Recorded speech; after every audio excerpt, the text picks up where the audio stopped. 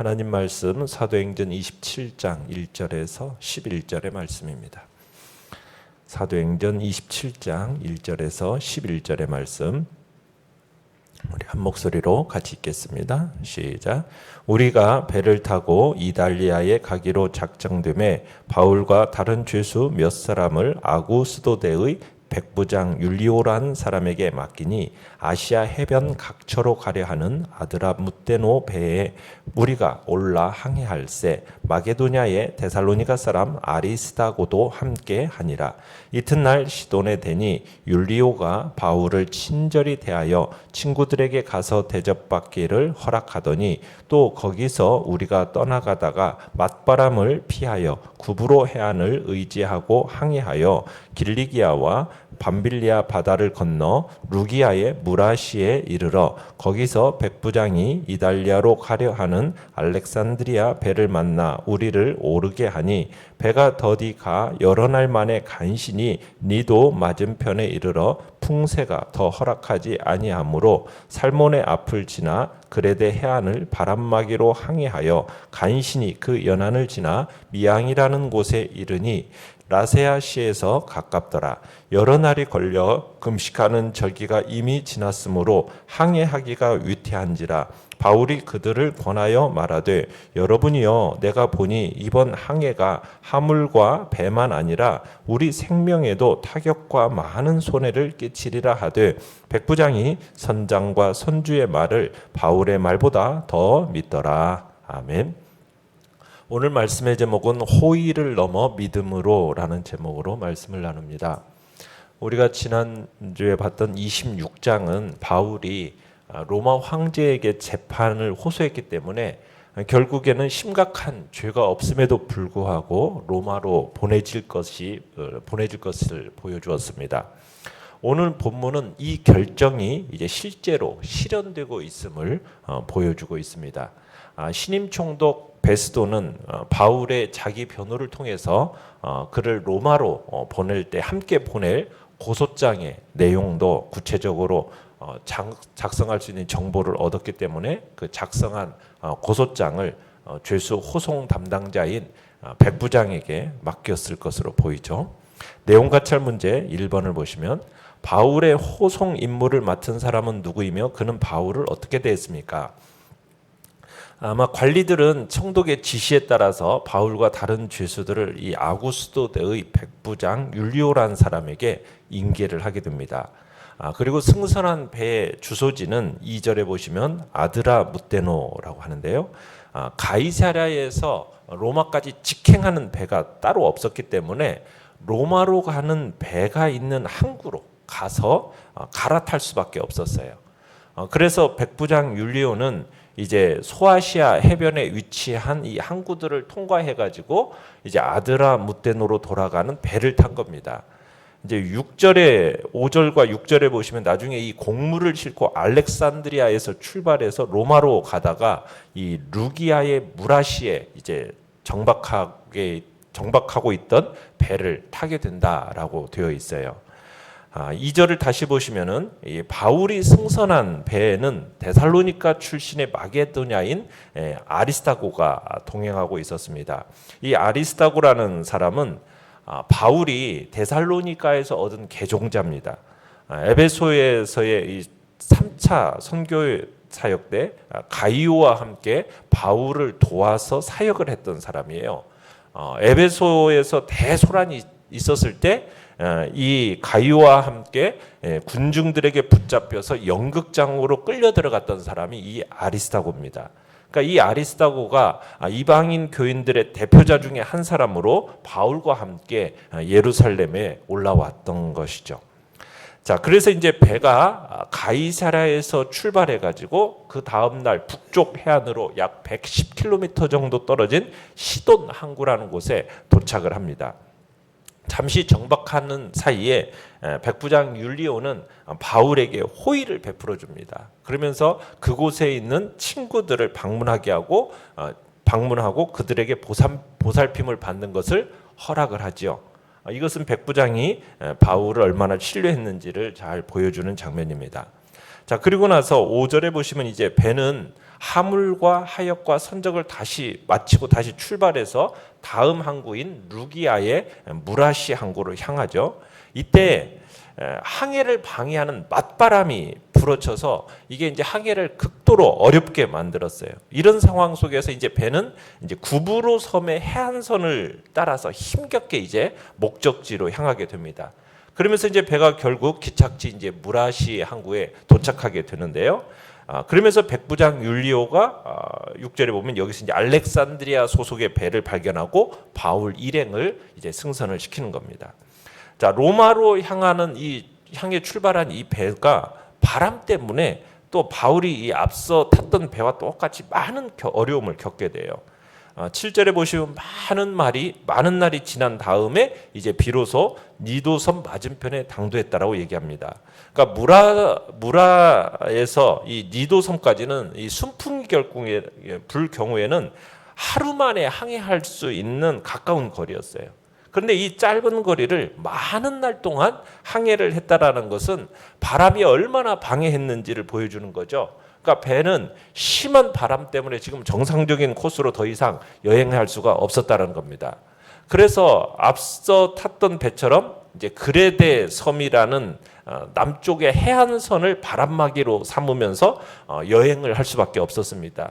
자, 이때 이용한 이제 해안선이 이제 살모네 해협 반대편에 있는 그레데 섬이죠. 자, 이 해안선을 따라서 계속 여행하는 것조차도 이제 힘겨운 일이 됐어요. 그래서 이제 8절에 보시면은 배는 이제 힘들게 작은 시 이제 라세아에 가까운 미항에 도착하게 됩니다. 자, 이곳에 잠시 정박한 것은 이 항해를 방해하는 이 바람의 방향이 좀 바뀌기를 기다리기 위한 것으로 보이죠. 그러니까 이 항구는 작아서 큰 배가 겨우내 머물러 있기에는 또 어려웠어요. 그래서 인근에 있는 라세아시도 이 배가 여기서 겨울을 보내는 동안에는 또 승객들에게 충분한 숙박을 제공할 수 있는 여건을 갖추지를 못했던 것이죠. 그래서 이제 9절에 보시면은 여러 날이 걸려 금식하는 절기가 이미 지났으므로 항해하기가 위태한지라. 자, 여기서 객관적으로 항해가 위험하다는 사실을 두 가지 사실을 지적을 해요. 첫 번째는 이미 많은 시간이 경과했기 때문에라고 얘기하고 있어요. 이 얘기는 무슨 말이냐면 지금 배가 가이사랴에서부터 출발해가지고 여기 미항까지 오는데 너무나 많은 소요된 기간, 여러 날이 걸렸다라는 거예요.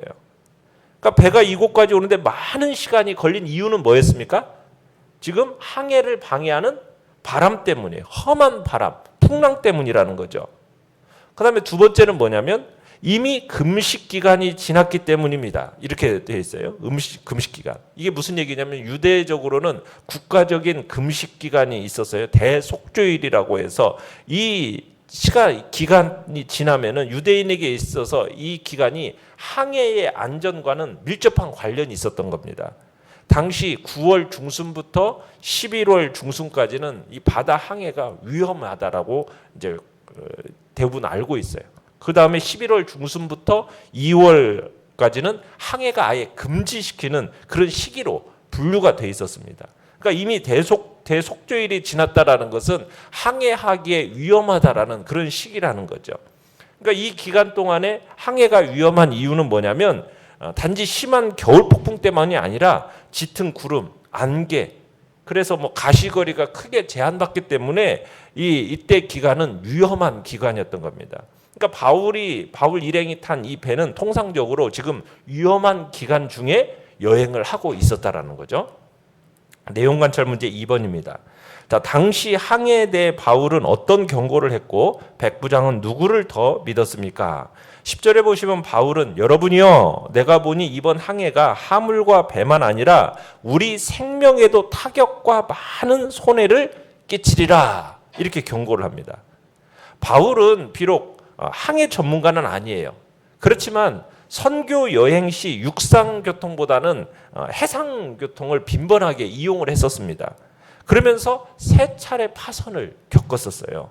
그래서 바다에서 생명의 위험을 경험한 적이 있었기 때문에 지금 위험한 시기에 이 항해하는 것이 얼마나 위험천만한 일인지를 바울은 잘 알고 있었던 거죠.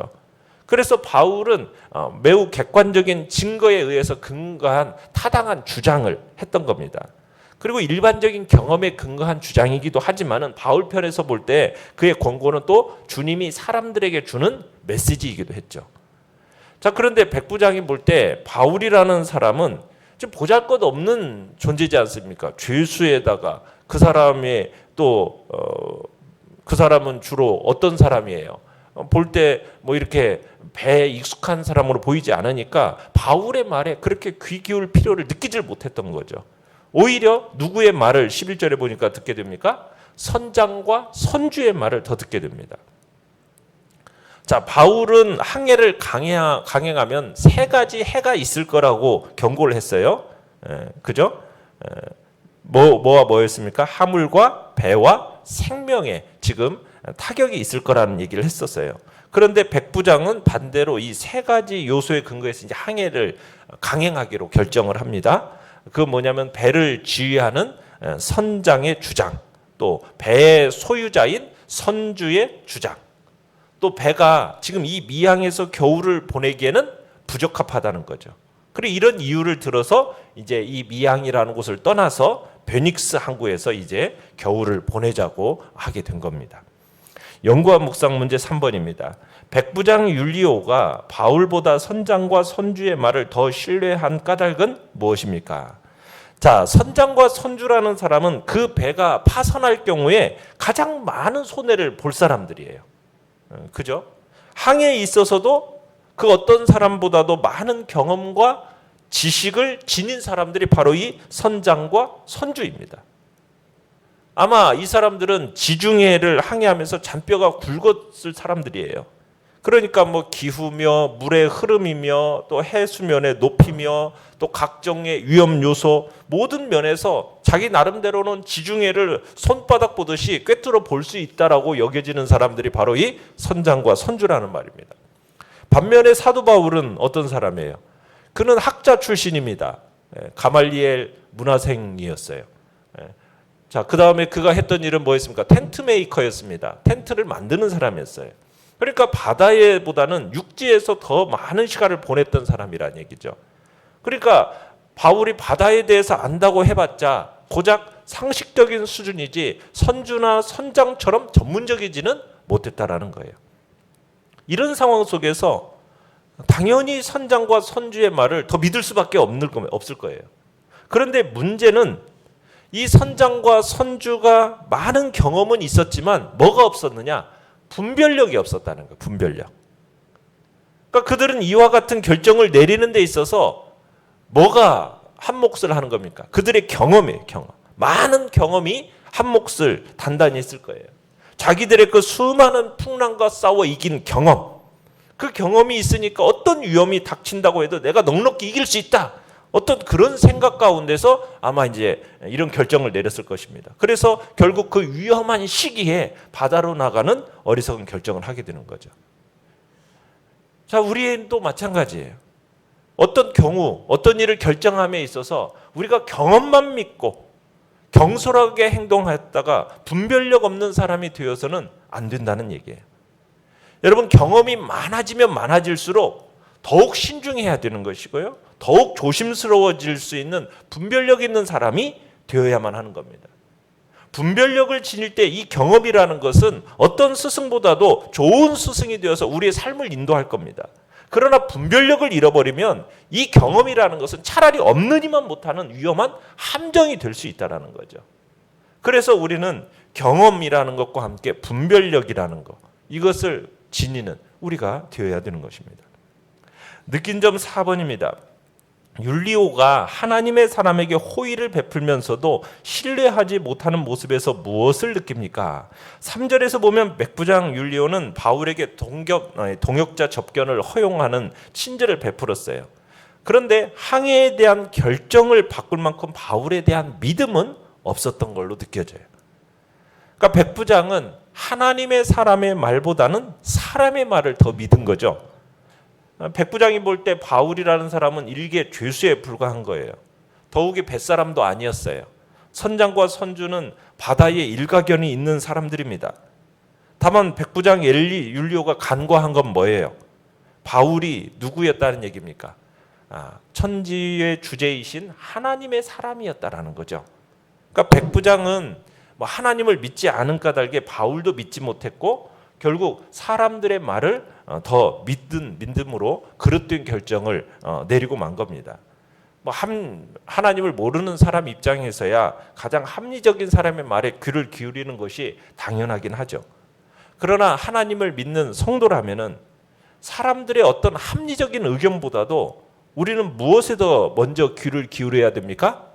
하나님의 음성에 귀를 기울여야 되는 거예요. 하나님의 음성.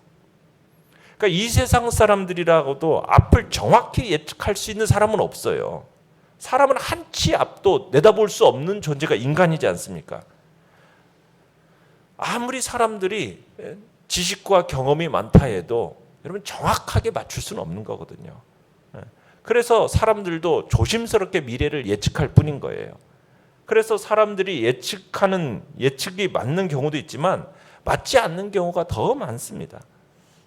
그래서 우리는 인간의 말에 귀를 기울이다 보면 실패할 확률이 더 높은 거예요. 그래서 우리는 전지전능하신 하나님, 정확무오하시고 틀림이 없으신 하나님, 그 하나님의 말씀을 사람들의 어떤 합리적인 말보다도 더 가치 있게 여기고 그 음성에 귀를 기울여야 되는 것입니다. 물론 성도는 다른 사람들의 말도 잘 들어줘야 됩니다. 그러나 하나님의 말씀과 사람의 말이 서로 배치가 되어진다면 우리는 당연히 하나님의 말씀을 먼저 들어야 되는 거죠. 그래야 실패하지 않게 되는 것입니다. 우리는 하나님의 말씀은 진리임을 알고 그 하나님의 말씀을 사람의 말보다도 더 우선적으로 듣고 따르는 복된 자리에 있기를 바랍니다. 결단과 적용 5번입니다. 긍정적인 반응을 넘어 내가 순종해야 할 믿음의 결단은 무엇입니까? 결단한 내용을 구체적으로 어떻게 실천하겠습니까?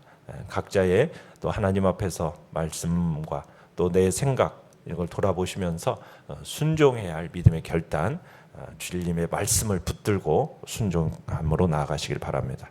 오늘의 기도 같이 읽겠습니다. 시작. 하나님의 말씀을 실제로 믿고 마음만이 아니라 몸으로 실천하게 하소서. 아멘. 말씀을 생각하면서 기도하시고요. 연약한 우리의 지체들을 위해서 기도해 주시기 바랍니다.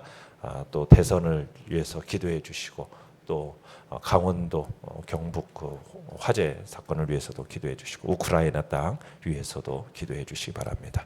이 시간 주여 우리 세 번 부르짖며 나아가겠습니다.